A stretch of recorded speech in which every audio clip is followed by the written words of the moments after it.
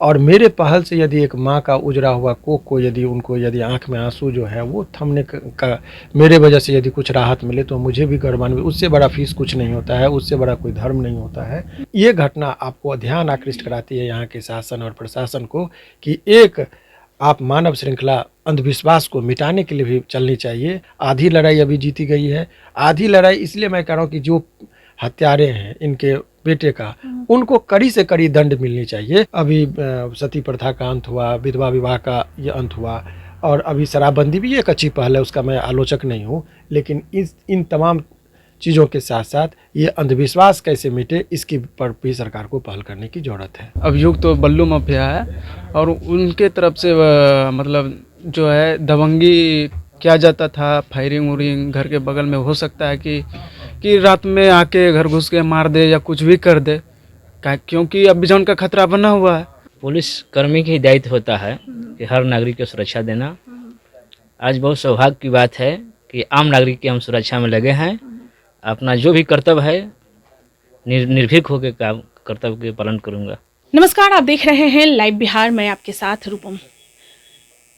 एक ऐसी घटना बिहार में घटी जिसे सुनकर मुझे काफ़ी तकलीफ हो रहा है और मुझे शर्म भी आ रहा है यह बताते हुए कि हम बिहार में हैं। हम हर किसी के पास अभी 5G फ़ोन हर किसी के पास है, लेकिन फिर भी कुछ ऐसी घटनाएं सामने आ जाती है, उसको देखने के बाद लगता है कि हम अभी भी वही पुराने वाले सदी में हैं जहां पर सती प्रथा होती थी और महिलाओं को आग में झोंक दिया जाता था और लोग कुछ भी नहीं कर पाते थे। दरअसल यह घटना 7 महीने पहले एक घटना घटी गांव में, पटना से काफ़ी दूर है, और उस गांव में लोग एक महिला को डायन कहकर उसके बच्चे की निर्मम तरीके से हत्या कर दी। आप समझ सकते हैं कि क्या बीत रहा होगा उसके परिवार को। दरअसल जो बाहुबली वहां के जो लोग थे, उनका मनसा था कि उसके पूरे परिवार को, उसके पूरे बेटे को खत्म कर दिया जाए, लेकिन हिम्मत दिखाई गई।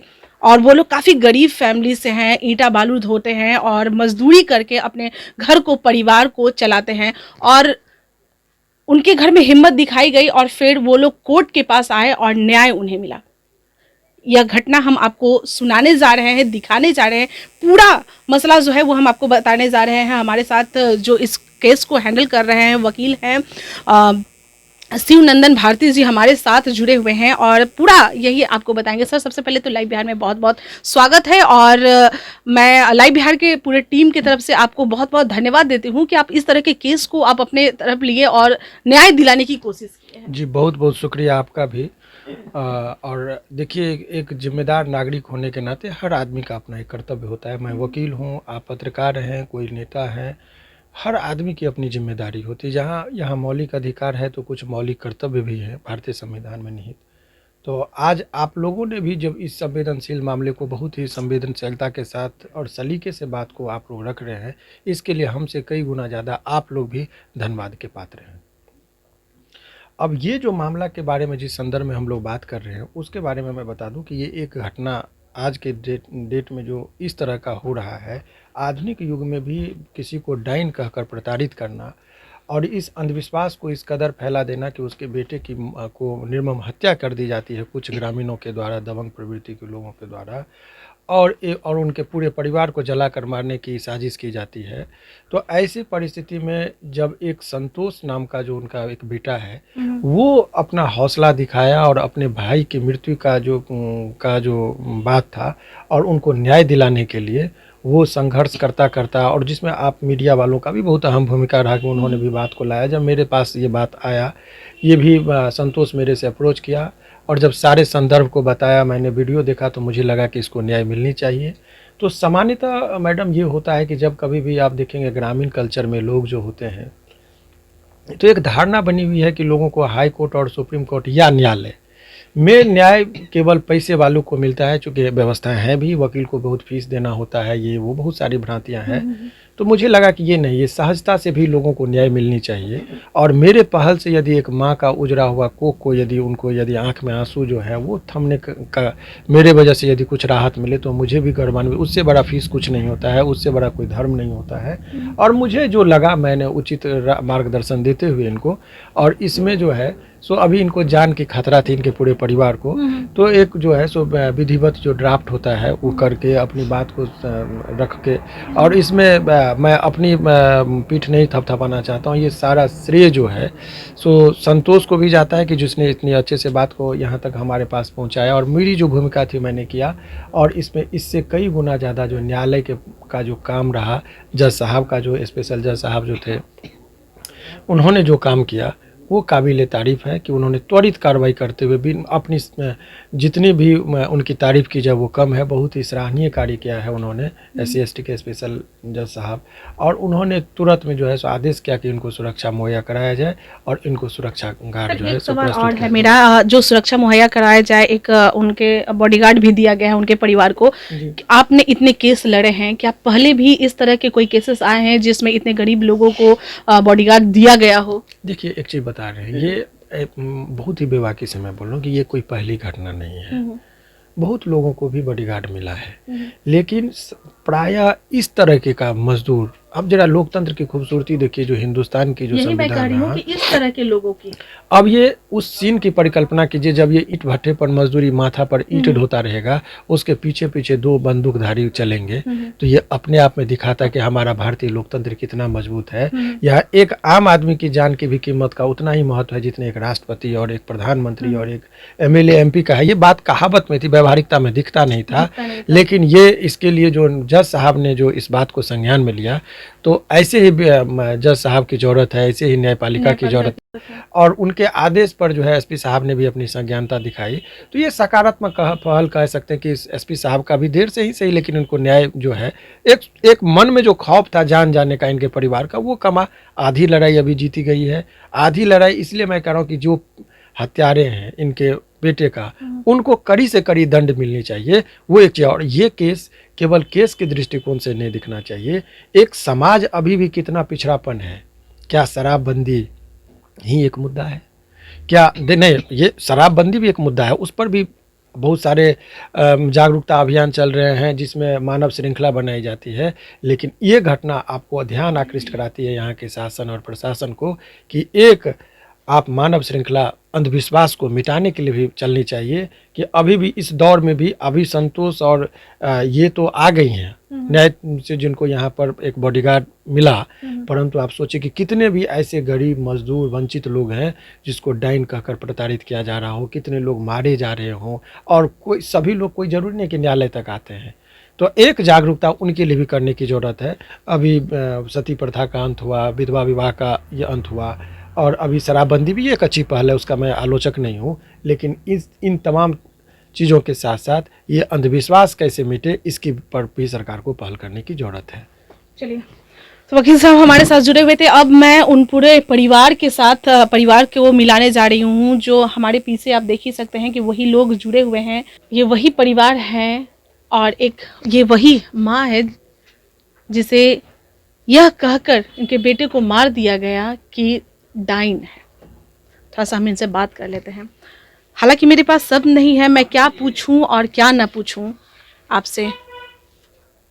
मुझे एक बात बताइए कि जो लोग आपको इस तरह से बोल रहे थे, क्या उन्हें आपसे दुश्मनी थी? क्या चाहते थे वो? क्यों मतलब आपको डाइन कहकर?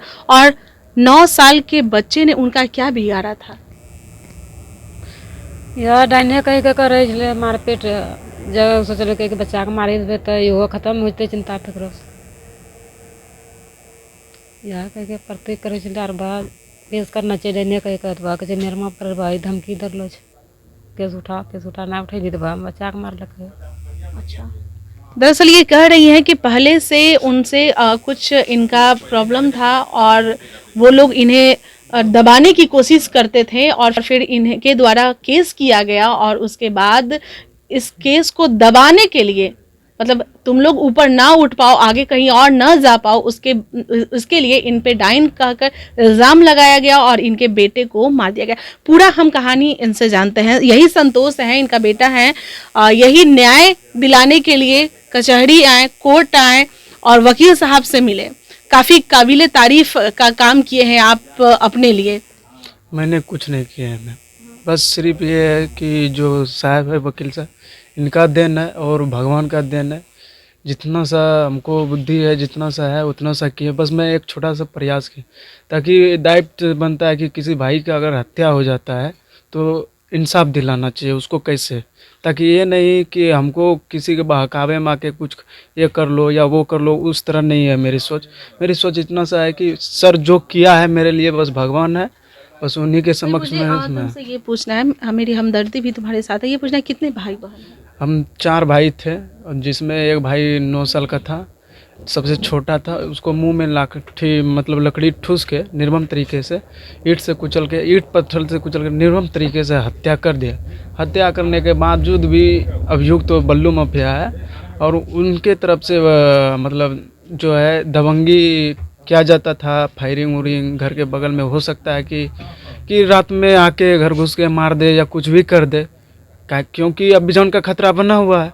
तो इसके विषय में मैं वकील साहब से नंदन भारती जी से बात किया, उन्होंने आवेदन किया, हमने सहयोग किया। सहयोग करते हुए उस आवेदन को भागलपुर न्यायालय में प्रस्तुत किया। भागलपुर न्यायालय के न्यायाधीश उसको संज्ञान में लेते हुए और जो है एसपी साहब को और अनुसंधानकर्ता को लेटर जारी करके घाट सुरक्षा के मुहैया। सबसे ज़्यादा जो विशेष आभार करता हूँ वकील साहब से नंदन भारती जी का, कि जिन्होंने एक गरीब महादलित परिवार की 2 हत्या करने से बचा लिया। एक तो हत्या पहले हो गया था, और दूसरा हत्या जो होने वाला था, जो हो जाता, उस हत्या को बचाया। एक ज़िंदगी को बलिदान देने से मतलब जो एक ज़िंदगी को नया ज़िंदगी उजागर किया। इतना छोटा बच्चा उन लोगों का क्या बिगाड़ा था? इतना छोटा देखिए बच्चा को इनका छोटा तरीके इतना सा छोटा बच्चा क्या बिगाड़ा था, बस कसूर उनका इतना सा है कि उसका मार डैन है। कसूर उसका इतना सा है कि उसका मार डैन है। इस तरह से बदनाम किया जाता है, ताकि अगर इनकी बच्चे को अगर मार दे तो हो सकता है गांव छोड़ के भाग जाए। मेरे गांव में भी ऐसा घटना हुआ था पहले भी घट हाँ चुकी है। हाँ, दूसरे के साथ घट चुकी है। दूसरे तो हम उतना टिप्पणी करना नहीं चाहते हैं, तो दूसरे के साथ घटी थी तो उस समय कोई आवाज नहीं उठाया था? मतलब और भी कोई उकिया मुखिया हो या कोई दूसरे लोग रहते हैं उसे बचाने की कोशिश करते हैं? वो तो पुराना था, 20-25 साल, जो मेरा जन्म भी नहीं हुआ था, दादा परदादा कह रहा था। लेकिन आज मुझे महसूस ये हुआ कि जिस घटना को पहले परदादा जो सुना रहे थे, दादा मेरा सुना रहा था, उस घटना को आज मेरे पे बीत रहा है। हम तो यही नज़रिए से देख रहे हैं। क्यों कि एक गरीब मंदलित परिवार से और इस प्रकार से हमें जो प्रताड़ित कर रही है, और इस प्रकार से यहाँ तक अधिकारी से सबको आवेदन देने के बावजूद भी कार्रवाई नहीं हुई। लास्ट में न्यायालय के न्यायाधीश के सामने समक्ष प्रस्तुत होने के लिए आए। तो यही गुजारिश है, बाकी कुछ नहीं कहना चाहिए। चलिए, हमारे साथ जुड़े हुए हैं, ये वही बॉडीगार्ड के तौर पे इन्हें दिया गया है, सरकारी पुलिस, बिहार पुलिस हैं ये। अब ये इन लोगों के साथ में रहते हैं। सबसे पहले तो बहुत बहुत धन्यवाद मैं आपको करती हूँ कि आप इन लोगों के साथ में, जहाँ पर बॉडीगार्ड देखा जाता है, मैं आए दिन जो खबरें मैं देखती हूँ या करने इंटरव्यू लेने जाती हूँ बड़े बड़े नेताओं का, तो वहाँ पे भाई बॉडीगार्ड दिया जाता है, लेकिन ऐसी खबर तो बहुत कम ही मिलता है। क्या कहेंगे आप? देखिए, पुलिस कर्मी की दायित्व होता है कि हर नागरिक को सुरक्षा देना। आज बहुत सौभाग्य की बात है कि आम नागरिक की हम सुरक्षा में लगे हैं। अपना जो भी कर्तव्य है निर्भीक होकर काम कर्तव्य के पालन करूंगा। चलिए, थोड़ा सा कैमरा की तरफ देखकर मुझे ये बताइए कि जब आप लोग बिहार पुलिस या कोई भी पुलिस बनते हैं तो उस समय कस्में दिए जाते होंगे, कस्में लेते हैं आप लोग, क्या कस्म लेते हैं आम जनता के लिए? देखिए, हर आम जनता हो चाहे कोई भी नागरिक हो, पुलिस के कर्तव्य है कि हर कठिनाइयों को झेलते हुए हर नागरिक की सुरक्षा प्रदान करना, चाहे वो बड़ा नेता हो, कोई भी हो, एमएलसी हो, कोई भी। इसमें बड़ा नेता की ही बात नहीं होता है, हर नागरिक में सब कोई आता है। एक चीज़ और मेरा सवाल है आपसे, क्योंकि बॉडीगार्ड जो दिया जाता है बड़े बड़े नेताओं को, तो एसी गाड़ी में घूमते हैं, उनके साथ बंगलों में रहते हैं, उसी के अनुसार खाना पीना सब कुछ खाते हैं, मतलब उन लोग का भी ज़िंदगी ऐसो आराम का हो जाता है। और आप पटना से उतना दूर, कौन सा जगह है आपका? भागलपुर में मेन शहर से कितना दूर है? जगदीशपुर है, मेन शहर से 13 किलोमीटर 13 किलोमीटर गाँव पड़ता है। मेन शहर से 13 किलोमीटर गांव पड़ता है।